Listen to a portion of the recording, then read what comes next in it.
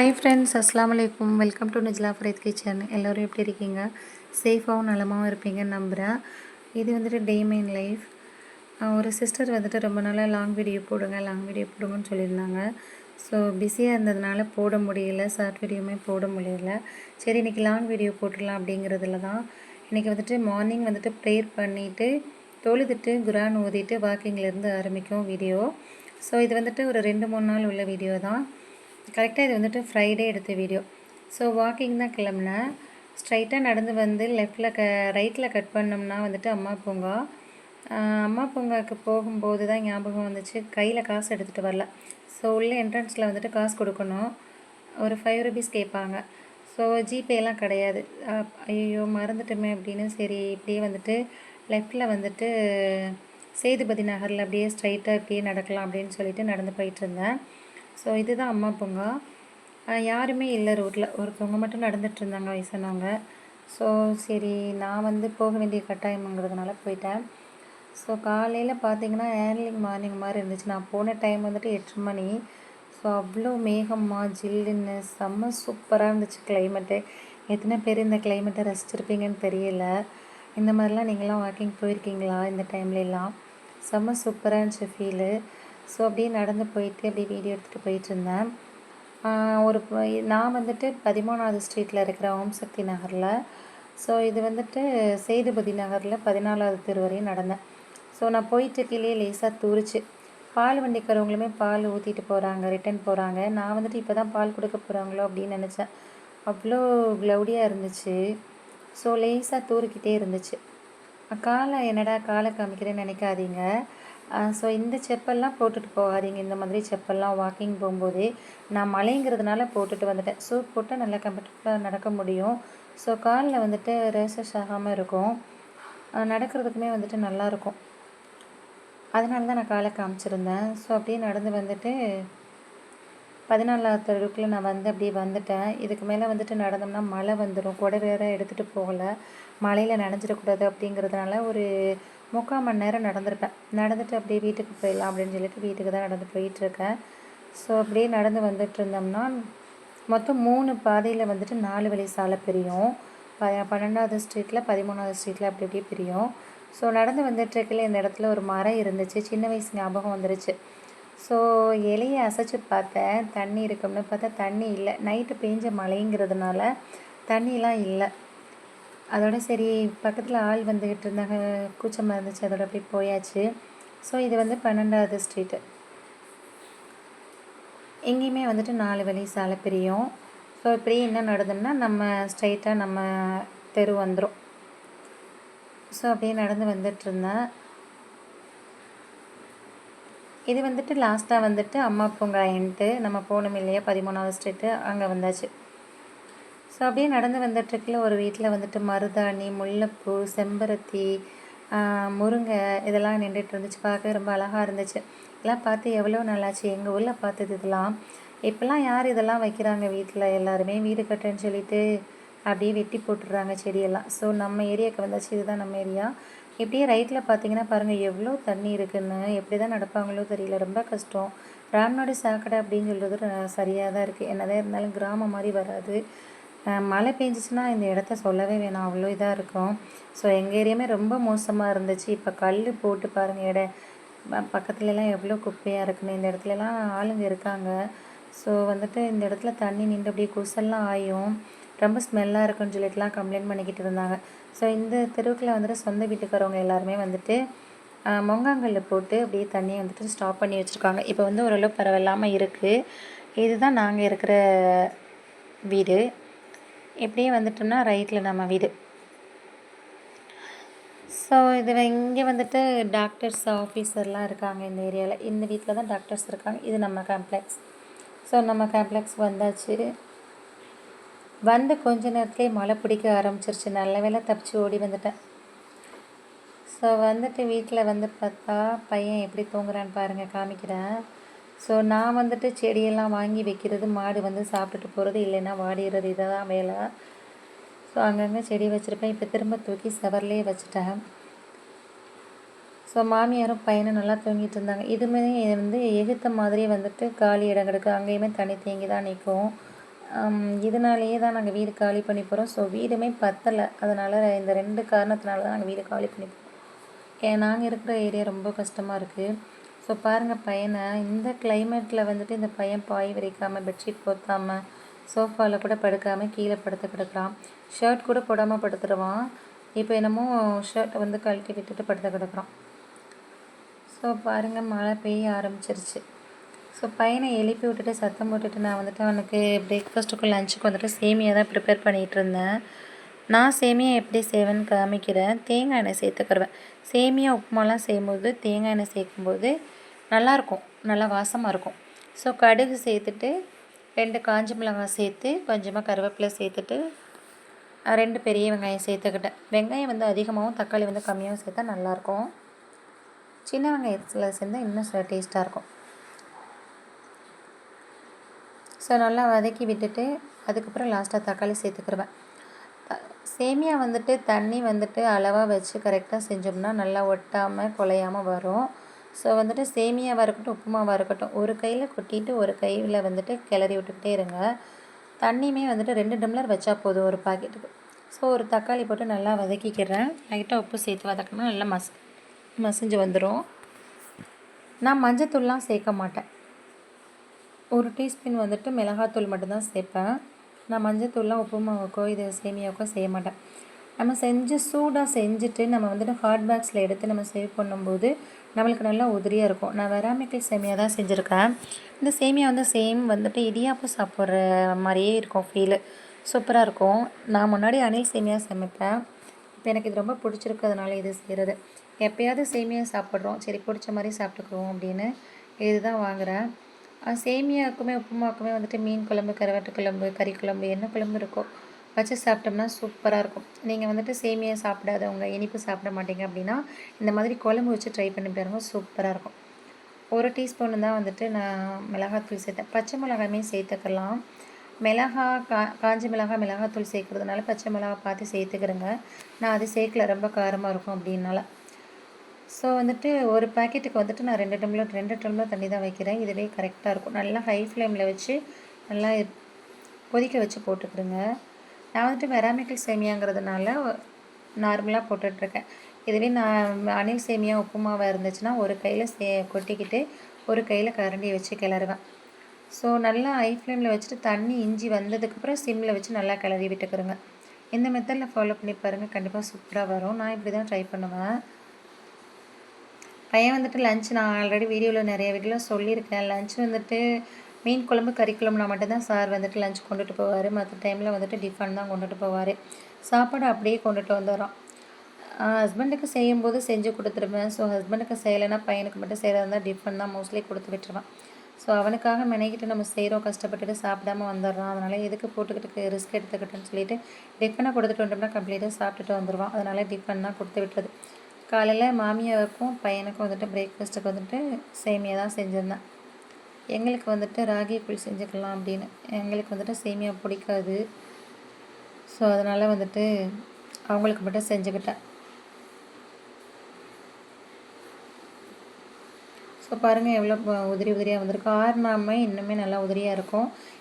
இப்போ தான் வந்துட்டு ஆஃப் பண்ணியிருக்கோம் அப்படிங்கிறதுனால இந்த சேமியா வந்து இப்படி தான் இருக்கும். எந்த சேமியா இருந்தாலும் நீங்கள் நான் சொன்னது மாதிரி ட்ரை பண்ணிங்கன்னா கண்டிப்பாக உங்களுக்குமே குலையாமல் ஒட்டாமல் நல்லா சூப்பராக உதிரியாக வரும். கண்டிப்பாக ட்ரை பண்ணி பாருங்கள்.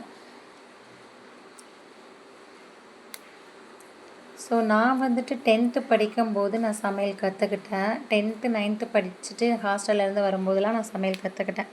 ஸோ அம்மாவுக்கு வந்துட்டு பிரியாணி, நெய் சோறு, தேங்காய் சோறு செய்ய தெரியாது. அதனாலேயே நான் வந்துக்கிட்டு கற்றுக்கிறணும். அம்மா, அத்தா, அண்ணன், தம்பி எல்லாருக்குமே நம்ம சமைச்சு கொடுக்கணும். சாப்பிடாதது எதுவுமே இருக்கக்கூடாது அப்படின்னு விசேஷ நாட்கள் எல்லாம் வந்துட்டு எல்லார் வீட்லேயும் பிரியாணின்னு சொல்லும்போது எனக்கெல்லாம் கஷ்டமாக இருக்கும். நம்ம வீட்டில் பிரியாணி செய்யலையே அப்படின்னு சொல்லிட்டு ஆட்டோவுமே வந்துருச்சு. ஆட்டோ இன்றைக்கி வந்துட்டு சில்ட்ரன்ஸ் டேனால் அன்யூனிஃபார்ம் தான் போட்டுட்ருந்தான். ஸோ வந்துட்டு சேஃபாக தான் கூட்டிகிட்டு போனாங்க. இப்போது அனுப்பலாமா அனுப்ப வேணாமான்னு யோசிச்சுட்ருந்தேன். சரி நின்றா சேட்டை பண்ணிகிட்ருப்போம், மலையில் ஆடிட்டுருப்போம், ஸ்கூலுக்கு போனால் சேஃபாக இருந்துக்கிறோம்னு சொல்லிட்டு ஸ்கூலுக்கே அனுப்பியாச்சு. ஸோ ஹஸ்பண்டுமே வந்துட்டு மழையில் நனைஞ்சிட்டு வந்துட்டுருந்தாங்க. ஏங்க மழையில் நனைஞ்சிட்டு வரீங்கன்னு கேட்டதுக்கு, ஆமாம் வேலைக்கு கிளம்பணும்ல, நின்றா சரியாக வருமா அப்படின்னு சொல்லிட்டு வந்தாங்க. அவங்களுக்கு தெரியாமல் அவங்களுக்குமே லைட்டாக வீடியோ எடுத்துட்டேன். ஸோ ஃப்ரைடேங்கிறதுனால ஹஸ்பண்ட் வந்துட்டு மட்டனும் சிக்கனும் வாங்கி கொடுத்துருந்தாங்க. எப்பவும் போல் தேங்காய் பால் மசாலாலாம் ஊற்றி செய்யாமல் இது வந்துட்டு அகனிக்கறி தான் செஞ்சுருந்தேன். சரி எப்போவுமே ஒரே மாதிரி தானே செய்கிறோம், கொஞ்சம் டிஃப்ரெண்ட்டாக செய்வோம் அப்படின்னு இன்றைக்கி அகனிக்கறியும் சிக்கனை வந்துட்டு மிளகு கறியானமும் செஞ்சுருந்தேன். ஸோ சாப்பாடுமே வந்துட்டு தேங்காய் சோறு நெய் சோறு ஆக்காமல் இன்றைக்கி வந்துட்டு மஞ்சள் சோறு தான் செஞ்சுருந்தேன். மஞ்சள் சோறு வந்துட்டு என் பையனோட ஹாஸ்டலில் வந்து கீழக்கரையில் ரொம்ப ஃபேமஸ். அங்கே வந்துட்டு அந்த மாஸ்டர்கிட்ட கேட்டு தான் நான் கற்றுக்கிட்டேன். ஸோ ஃபஸ்ட் டைமாக ட்ரை பண்ணி பார்த்தா சூப்பராக இருந்துச்சு.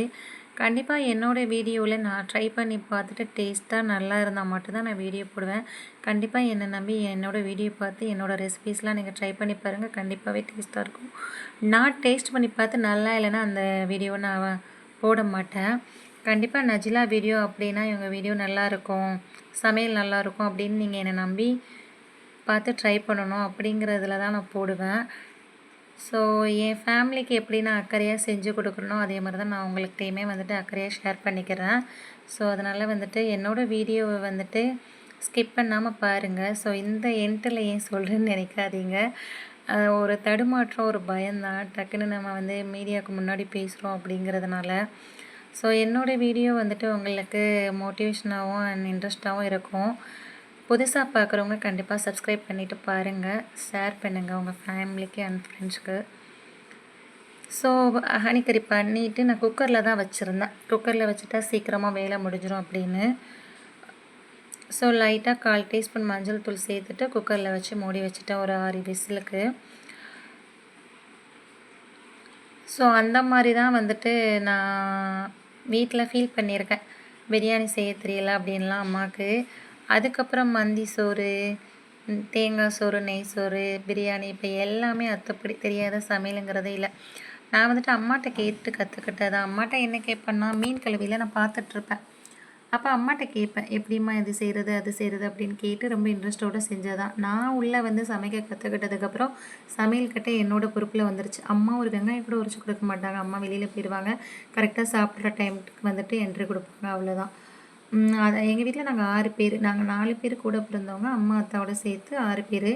நான் எங்கள் அண்ணன், தம்பி, தங்கச்சி, எங்கள் அத்தா, அம்மா எல்லாருக்கும் நான் ஒரு ஆள் தான் சமைச்சு கொடுத்து மேனேஜ் பண்ணிக்கிட்டு இருந்தேன். ஸோ எனக்கு வந்து சமையல்லாம் ரொம்ப பிடிக்கும். இன்ன வரையும் நான் இன்ட்ரெஸ்ட்டோடு தான் சமைக்கிறேன்.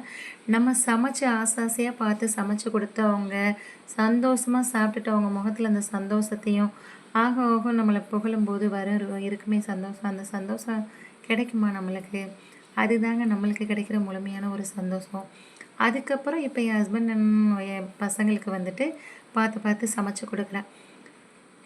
பிரியாணிலாம் வந்துட்டு எங்கள் சித்திகிட்ட நான் கற்றுக்கிட்டேன். எங்கள் சித்தி வந்து பக்கத்தில் வந்துட்டு இருந்தாங்க. அவங்கள்ட்ட கேட்டேன், எப்படி சித்தி பிரியாணி பண்ணுறதுன்னு. அவங்க வந்து இப்போ ஒரு தடவை செஞ்சு சொல்லி காமிச்சாங்க, இவ்வளோ குவான்டிட்டியில் இப்படி பண்ணணும் அப்படின்னு. இப்போ எல்லாமே அத்துப்படி ஆயிடுச்சு. ஸோ அதிலேருந்து அம்மா வந்துட்டு என்ன வாங்கினாலும் என்கிட்ட தான் கொண்டு வந்து சமைக்க தருவாங்க. தனியாக இருக்கையிலையுமே வந்துட்டு நான் வந்துட்டு அம்மா வந்து தருவாங்க. ஸோ எங்கள் அம்மாவை நான் ரொம்ப மிஸ் பண்ணுறேன். ஒரு சின்ன மிஸ் அண்டர்ஸ்டாண்டிங்கில் வந்துட்டு அம்மா கூட பேச மாட்டேன். எங்கள் ஃபேமிலியில் யாருமே என்கிட்ட பேச மாட்டாங்க. ஸோ அது ரொம்ப ஃபீலாகவே இருக்குது. என்ன தான் அம்மா நல்லவங்களோ கெட்டவங்களோ நம்மளை பிடிக்குமோ பிடிக்காதோ, ஆனால் அம்மானா நம்மளுக்கு பிடிக்கும் தானே, ஸ்பெஷல் தானே. அம்மா இருந்துமே என்கிட்ட பேசாமல் இருக்கிறது அம்மா இல்லாத மாதிரி இருக்குது. கண்டிப்பாக எனக்காக துவா செய்யுங்க, எங்கள் அம்மா பேசணும் அப்படின்னு. நான் லைஃப்பில் எவ்வளவோ கஷ்டப்படும் போது அம்மா வந்துட்டு எனக்கு ஹெல்ப்ஃபுல்லாக இருந்து அம்மா உதவி செஞ்சுருக்காங்க. ஸோ இப்போ நான் லைஃப்பில் ரொம்ப நல்லா இருக்கேன். என் ஹஸ்பண்ட் வந்துட்டு எங்கள் அண்ணன், தம்பி, அத்தா, அம்மா இல்லாத குறை தெரியாத அளவுக்கு என்னை பார்த்துக்கிறாங்க. ரொம்பவே அல்ஹம்துலில்லாஹ் நல்லா பார்த்துக்கிறாங்க. அல்லாஹ் தந்த பெரிய கிஃப்ட் என் கணவன். ஸோ இருந்தாலுமே வந்துட்டு அவங்களெல்லாம் நினைக்க வைக்கலை. இருந்தாலுமே எனக்கு வந்துட்டு திடீர்னு படம் பார்க்கும்போது யாரையாவது பார்க்கும்போது ரொம்ப ஃபீலாக இருக்கும். ஸோ எங்கள் அம்மாவை ரொம்ப மிஸ் பண்ணுறேன். ஸோ மிளகு கறியானமே தாளிச்சிட்ருந்தேன். நான் இப்போ சந்தோஷமாக இருக்கும்போது அம்மா நான் சந்தோஷமாக இருக்கிறத பார்க்க முடியலையே. கஷ்டத்துலலாம் என் கூட இருந்துட்டு நான் சந்தோஷமாக நல்லா இருக்கும்போது என்னை பார்க்கலையே அம்மா வந்து அப்படிங்கிற ஒரு பெரிய வருத்தம் இருக்குது. அல்ஹம்துலில்லாஹ் என் கணவன் வந்து என்னை நல்லா வச்சுக்கிறாங்க. இப்போது நினச்சி ஃபீல் பண்ணலை. நம்மளை பெற்றவங்க நம்ம அம்மாவே நம்மளை நினச்சி ஃபீல் பண்ணல. நமக்கு இனிமேல் நம்ம கணவன் நம்ம பிள்ளைங்க தான் நம்மளுக்கு உலகம் அப்படின்னு அவங்களுக்காக வாழ்ந்துக்கிட்டு எவ்வளோ முடியலைனாலும் என்ன கேட்டாலும் முடியாதுன்னு சொல்லாமல் நான் சமைச்சு கொடுத்து அவங்க சாப்பிட்றத பார்த்து நான் சந்தோஷப்பட்டுட்ருக்கேன். ஒரு அம்மாவா, ஒரு அத்தாவா, ஒரு ஃப்ரெண்டாக எல்லாமாவும் என் கணவன்றது என்னை பார்த்துக்கிறாங்க. அதுவே எனக்கு பெரிய சந்தோஷம். அதனால பெருசாக எனக்கு ஒன்றும் தெரியல. ஸோ இப்போ பேசும்போது எனக்கு ஃபீலிங்ஸாக இருந்துச்சு. ஸோ இருந்தாலுமே அம்மா பேசணும் எனக்காக துவா செஞ்சுக்கிறேங்க. ஸோ அதுக்கப்புறம் ஈவினிங் வந்துட்டு சாப்பிட்டுட்டு கொஞ்சம் நேரம் ரெஸ்ட் எடுத்துகிட்டு பேக்கரிக்கு தான் போயிருந்தோம். பேக்கரிக்கு வந்துட்டு ப்ரெட்டும் வாங்க தான் போயிருந்தோம். வீட் ப்ரெட்டு தான் வாங்க போயிருந்தோம். அப்படியே போயிட்டு சூப்பர் மார்க்கெட்டுக்கு கொஞ்சம் திங்ஸ் வாங்க வேண்டியது இருந்துச்சு. அப்படியே வாங்கிட்டு வந்தாச்சு. மதியம் வந்துட்டு ஹெவியாக சாப்பிட்டதுனால நைட்டுக்கு வந்துட்டு சிம்பிளாக ப்ரெட் சாண்ட்விச் பண்ணிக்கலாம், சிக்கன் சாண்ட்விச் பண்ணிக்கலாம் அப்படின்னு சொல்லிட்டு அதுதான் செஞ்சிட்ருந்தேன். சாண்ட்விச்சுமே நான் எப்படி பண்ணுவேன்னா, ஆலிவ் ஆயில் அண்ட் பட்டர் ரெண்டில் ஏதாவது ஒன்று சேர்த்துட்டு கொஞ்சமாக பூண்டு கட் பண்ணி போட்டுட்டு அதுக்கப்புறம் வெங்காயம் வந்து நீங்கள் எவ்வளோ பேருக்கு என்ன எவ்வளோ செய்கிறீங்களோ அதுக்கு தகுந்த மாதிரி நீங்கள் குவான்டிட்டி எடுத்துக்கிறங்க. ஸோ நல்லா வந்து வெங்காயம் வதங்கி வரட்டும். வெங்காயம் வந்துட்டு ரொம்பலாம் வதங்க வேண்டியதெல்லாம் இல்லை. லைட்டாக கண்ணாடி பதம் அளவுக்கு வதங்கினா போதும். அந்த பச்சை வாசனை போனால் போதும், அவ்வளோதான்.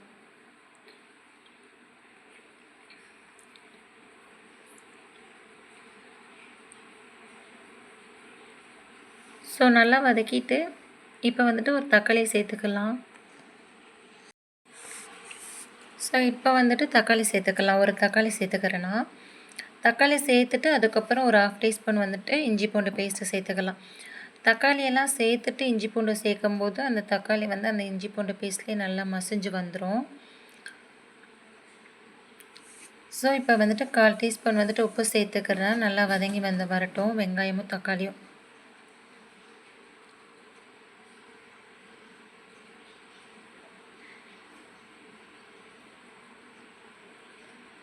ஸோ இப்போ வந்துட்டு 1/2 டீஸ்பூன் வந்துட்டு இஞ்சி பூண்டு சேர்த்துக்கலாம். இஞ்சி பூண்டு பேஸ்ட்டு சேர்த்து நல்லா வதக்கி விட்டுக்கலாம்.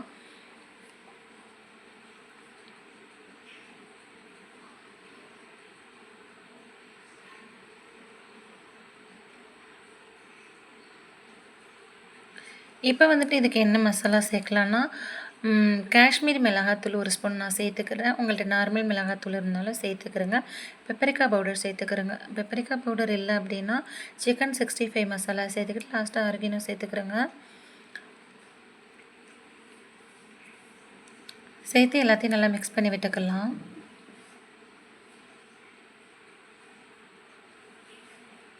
மிக்ஸ் பண்ணி விட்டுக்கிட்டு லாஸ்ட்டாக வந்துட்டு குடமிளகா சேர்த்துக்கிறேன். குடமிளகா ஆப்ஷனல் தான், இருந்தால் சேர்த்துக்கிறேங்க, இல்லைன்னா ஒன்றும் பிரச்சனை இல்லை. நான் வந்துட்டு ஒரு 100 கிராம் சிக்கன் சேர்த்துருக்கேன். மதியம் வந்துட்டு மிளகு கறியானம் செஞ்சுருந்தேன் இல்லையா, அந்த கறியில் வந்துட்டு கொஞ்சமாக வந்துட்டு பிச்சு போட்டு வச்சுருந்தேன், அதை சேர்த்துக்கிறேன். ஏற்கனவே நம்மளுக்கு வந்துட்டு கறி வெந்திருக்கு, அதனால் ரொம்ப நேரம் வேக வைக்க வேண்டியதெல்லாம் இல்லை. இப்போ இந்த ஸ்டேஜில் வந்துட்டு குடமிளகாயை சேர்த்து நம்ம இறக்கிக்கலாம். குடமிளகாய் வந்துட்டு போட்டதுமே இறக்கிடுங்க. ரொம்ப நேரம் வேக வைக்காதீங்க. ரொம்ப நேரம் வெந்துருச்சுன்னா வந்துட்டு அதோடய டேஸ்ட்டு மாறிடும்.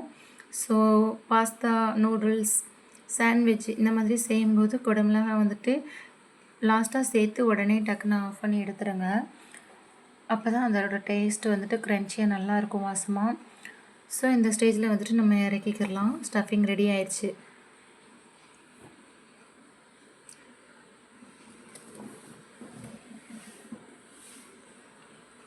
இப்போ வந்துட்டு ப்ரெட்டை வந்துட்டு ரோஸ்ட் பண்ணி எடுத்துக்கிறேன். பட்டரில் வந்துட்டு வீட் ப்ரெட்டு தான் நான் வாங்கியிருந்தேன். பட்டரில் வந்துட்டு நல்லா ரோஸ்ட் பண்ணி எடுத்துக்கலாம் ப்ரெட்டை. ஸ்பூனை வச்சு நான் மெல்ட் பண்ணிகிட்டு இருந்தேன், செட் ஆகலை. அதுக்கப்புறம் ரொட்டேட் பண்ணி எடுத்துக்கிட்டேன் தவாவை.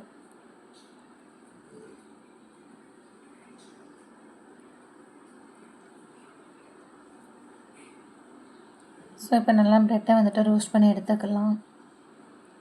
ஹை ஃப்ளேமில் வச்சுடாதீங்க, கருவீரும் சிம்லேயே வச்சுட்டு நல்லா ரோஸ்ட் பண்ணி எடுத்துக்கிறேங்க. ரொம்ப நேரம்லாம் வைக்க வேண்டியதில்லை, லைட்டாக 2 நிமிஷம் பரட்டி போட்டுக்கிறேங்க, அவ்வளோதான். ரோஸ்ட் ஆயிடுச்சு நல்லா. இப்போ வந்துட்டு இதில் வந்துட்டு டொமேட்டோ கெச்சப், மயோனைஸ், ஜெலப்பின் டிப் எது வேணாலும் நீங்கள் அப்ளை பண்ணிக்கலாம். நான் வந்துட்டு டொமேட்டோ கெச்சப் தான் அப்ளை பண்ணிக்கிறேன். ஜஸ்ட் அது வந்துட்டு ஸ்டஃபிங் வந்துட்டு நம்மளுக்கு நிற்கிறதுக்காக. ஸோ இதெல்லாம் வந்துட்டு ரொம்ப நல்லதெல்லாம் கிடையாது. லைட்டாகவே அப்ளை பண்ணிக்கிறேங்க. முடிஞ்ச வரையும் ஸ்கிப் பண்ணிக்கிறேங்க. அதுதான் நல்லது. மைனஸ்லாம் வீட்டில் செஞ்சுக்கிறேங்க.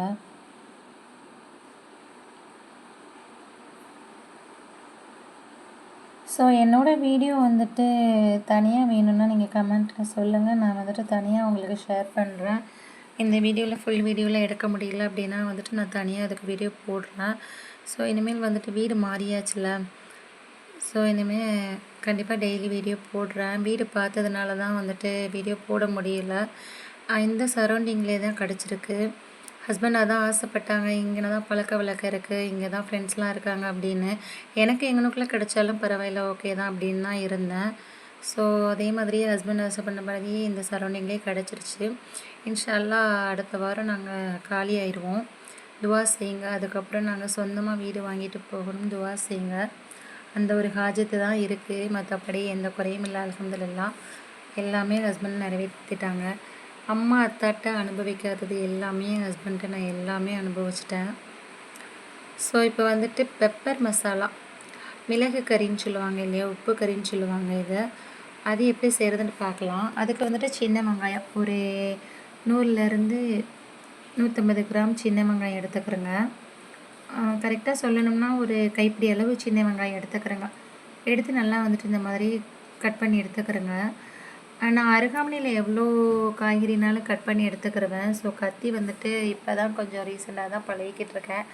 ஒரு 3 வருஷமாக யூஸ் பண்ணுறேன் கத்தி. ஸோ அந்தளவுக்கு ஃபாஸ்ட்லாம் வராது கத்தியில். அருகாமனை மாதிரி வராது. அருகாமனையே சின்ன வயசுலேருந்து யூஸ் பண்ணிவிட்டு இப்போ கத்தியில் யூஸ் பண்ணுறது வந்துட்டு அந்தளவுக்கு வேலையாகலை. இருந்தாலுமே கட் பண்ணி எடுத்துருவேன். ஸோ எல்லாருமே கத்தி யூஸ் பண்ணுறாங்க, நம்மளும் யூஸ் பண்ணி பார்ப்போமே அப்படின்னு தான் கத்தியில் ட்ரை பண்ணுறேன். ஸோ இப்போ வந்துட்டு இதுக்கு ஒரு மசாலா வறுத்து பவுட்ரு பண்ணணும். இதுக்கு வந்துட்டு 1.5 ஸ்பூன் வந்துட்டு மிளகு, 1/2 டீஸ்பூன் வந்துட்டு ஜீரகம், 1/4 டீஸ்பூன் சோம்பு, 1 ஸ்பூன் மல்லி, தனியா இருக்கு இல்லையா அது 1 ஸ்பூன், அப்புறம் 1/4 டீஸ்பூன் 1/2 டீஸ்பூன் வந்துட்டு கசகசா சேர்த்துட்டு, காஞ்ச மிளகா வந்துட்டு ஒரு 3 காஞ்ச மிளகா. நீங்கள் காரமாக சாப்பிடுவீங்கன்னா வந்துட்டு ஒரு 5லேருந்து 6 காஞ்ச மிளகா சேர்த்துக்கிறங்க. 2 பட்டை, 2 கிராம்பு, 2 ஏலக்காய் சேர்த்து நல்லா ட்ரை ரோஸ்ட் பண்ணிக்கிறேங்க. கருவேப்பிலை இருந்தாலும் சேர்த்துக்கிறேங்க. கருவேப்பிலையுமே நல்லாயிருக்கும். என்கிட்ட கருவேப்பிலை இல்லை, அதனால் நான் கருவேப்பிலை சேர்க்கல. இந்த ரெசிபி வந்துட்டு எங்கள் மாமி வந்துட்டு எனக்கு சொல்லி கொடுத்தாங்க. நான் ஏஜ் அட்டன் பண்ணியிருக்கையில் ஒரு நாள் வீட்டுக்கு போயிருந்தேன். என்ன மாமி இவ்வளோ வாசமாக இருக்குன்னு கேட்டப்போ மிளகு கறி அப்படின்னு சொல்லியிருந்தாங்க. அதாவது பெப்பர் மசாலா அப்படின்னு சொல்லியிருந்தாங்க. அப்படியா, இது எப்படி செய்வீங்க அப்படின்னு கேட்டோன்னு சொல்லி கொடுத்தாங்க. அன்னையிலேருந்து இன்ன வரையும் ஞாபகம் இருக்குது. இதே மெத்தடில் தான் ஃபாலோ பண்ணுறேன். சூப்பராக இருக்கும். சில பேர் மிளகு கறிலாம் வந்துட்டு வெறும் பெப்பரை மட்டும் போட்டு மஞ்சத்தூள், இஞ்சி பூண்டு பேஸ்ட்டு போட்டு தான் வைக்கிறாங்க.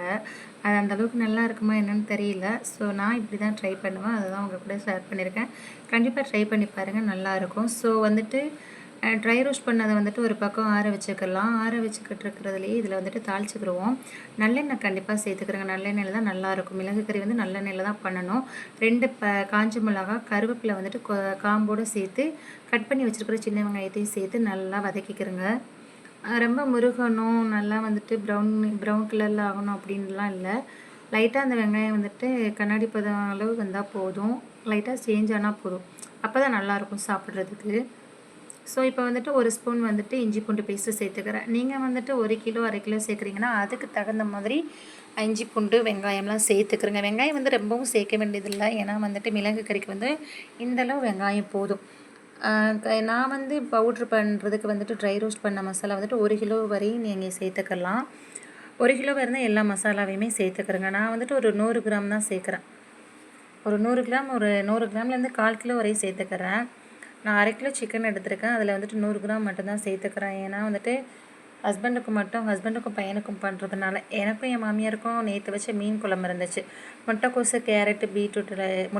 கேரட்டு, பீன்ஸ் எல்லாம் போட்டு முட்டையெல்லாம் போட்டு நான் வந்து சமைச்சிக்கலாம் அப்படின்னு அவங்க 2 பேருக்கு மட்டும்தான் நான் வந்துட்டு சிக்கன் செஞ்சுருந்தேன். கர்ட் ரைஸ் இல்லைன்னா லெமன் ரைஸ் வச்சு இதை கொடுத்து விட்டுக்கலாம் அப்படின்னு. செம்ம சூப்பராக இருக்கும். தக்காளி ரசம், மிளகு ரசம் வச்சு சாப்பிட்டாலும் சூப்பராக இருக்கும். டேஸ்ட்டு ரொம்ப நல்லாயிருக்கும். கண்டிப்பாக ட்ரை பண்ணி பாருங்கள். அதனால தான் உங்கள் கூட நான் ஷேர் பண்ணியிருக்கேன். கண்டிப்பாக என்னோடய வீடியோ இன்ட்ரெஸ்ட்டாகவும் மோட்டிவேஷனாகவும் இருக்கும். என்னோடய வீடியோவை ஸ்கிப் பண்ணாமல் பாருங்கள். கண்டிப்பாக புதுசாக பார்க்குறவங்க சப்ஸ்கிரைப் பண்ணுங்கள், உங்கள் ஃப்ரெண்ட்ஸ் அண்ட் ஃபேமிலிக்கும் ஷேர் பண்ணிக்கோங்க. ஏதாவது என்கிட்ட கேட்கணும்னாலும் நீங்கள் வீடியோவில் கமெண்ட்ஸில் சொல்லுங்கள், கண்டிப்பாக நான் உங்கள்கிட்ட ஷேர் பண்ணுறேன்.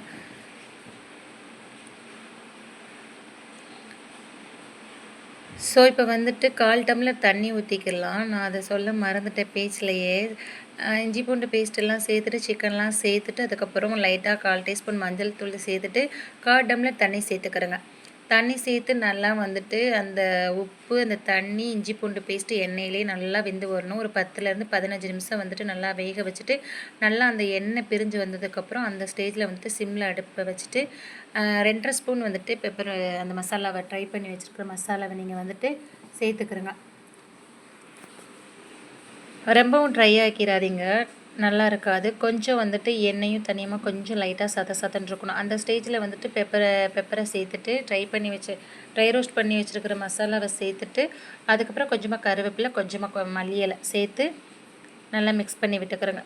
நீங்கள் ஒரு 10-15 நிமிஷம் நீங்கள் மூடி வச்சுட்டு சாப்பிடும்போது நீங்கள் கிளறி விட்டு எடுத்திங்கன்னா நல்லாயிருக்கும். ஸோ நான் பையனுக்கு வந்துட்டு லஞ்ச் ப்ரிப்பேர் பண்ணிக்கிட்டு இருந்ததுனால நான் உடனே கிளறி விட்டுட்டேன். ஸோ இப்போ ரெடி ஆயிடுச்சு. இந்த மாதிரி கன்சிஸ்டன்சியில் வந்துட்டு நீங்கள் அடுப்பை ஆஃப் நீங்கள் ரொம்ப ட்ரை பண்ணிட்டாலும் ரொம்ப ட்ரை ஆயிரும், ரஃப் ஆயிரும் கறி. ஸோ வந்துட்டு கொஞ்சம் வந்துட்டு சதன்னு இருக்கிற மாதிரி பார்த்துக்கோங்க. ரொம்ப நேரம் இழுத்துருப்பேன், கொஞ்சம் எனக்காக வந்துட்டு ஸ்கிப் பண்ணாமல் பாருங்கள். என்னோடய வீடியோ போர்லாம் அடிக்காதுன்னு நான் நம்புகிறேன். ஸோ இது வந்துட்டு நம்ம பையன் படிக்கிற ஹாஸ்டலு. இன்றைக்கி வந்துட்டு ஒரு பையன் வந்துட்டு முழுசாக நுப்பு ஜூஸ் குரஹான் வந்துட்டு முழுசாக மனனம் பண்ணியிருந்தானா. அவங்க வீட்டில் ஸ்டூடெண்ட் எல்லாரையும் கூப்பிட்டு இருந்துட்டு மஸ்ஜீஸ் பண்ணிவிட்டு ஸோ இது விருந்து வச்சுருக்காங்க. மஜ்லிஸ் பண்ணிவிட்டு விருந்து வச்சுருக்காங்க காலையிலையும் மதியத்துக்கும். ஸோ அப்படியே சாப்பிட்டுட்டு பீச்சுக்கு போயிருக்காங்க, நல்லா என்ஜாய் பண்ணியிருக்காங்க. இதோட வீடியோ முடிஞ்சு. தேங்க்ஸ் ஃபார் வாட்சிங்.